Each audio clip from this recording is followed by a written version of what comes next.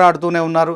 అదే క్రమంలో మరొక సుదీర్ఘ పోరాటం తర్వాత ఆంధ్ర ప్రజలైతే ఆయనకు మరి అధికారం ఇవ్వడానికి పూర్తి స్థాయిలో ఆయన పోటీ చేసిన 21 నియోజకవర్గాల్లో కూడా జనసేన పార్టీకి సంబంధించిన అభ్యర్థులను ఎమ్మెల్యేలుగా గెలిపించారంటే పవన్ కళ్యాణ్ రేంజ్, ఆయన క్రేజు ఏ రేంజ్లో ఉందో మనం చూడొచ్చు.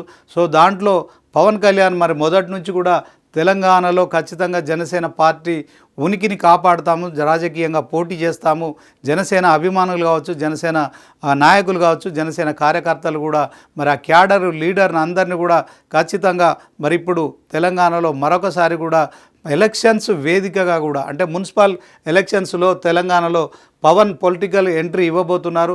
సో ఇప్పటి వరకు మరి 2023లో జరిగిన ఎన్నికలకు కూడా జనసేన పార్టీ నుంచి కొంతమంది ఎమ్మెల్యేలుగా పోటీ చేశారు.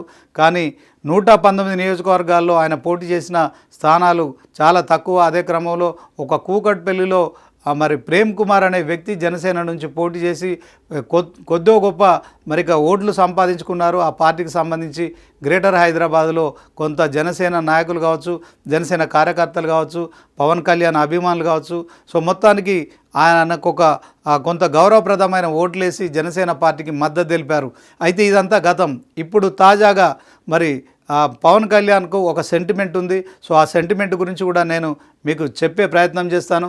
సో ఎందుకంటే ఆయనకు కొండగట్టు ఆంజనేయ స్వామి అంటే సెంటిమెంటు. సో దాంట్లో ఎప్పుడో మరి ప్రజారాజ్యం పార్టీలో ఆయన యువరాజ్యం సంబంధించి కొండగట్టు నుంచి ఒక సెంటిమెంట్గా తీసుకొని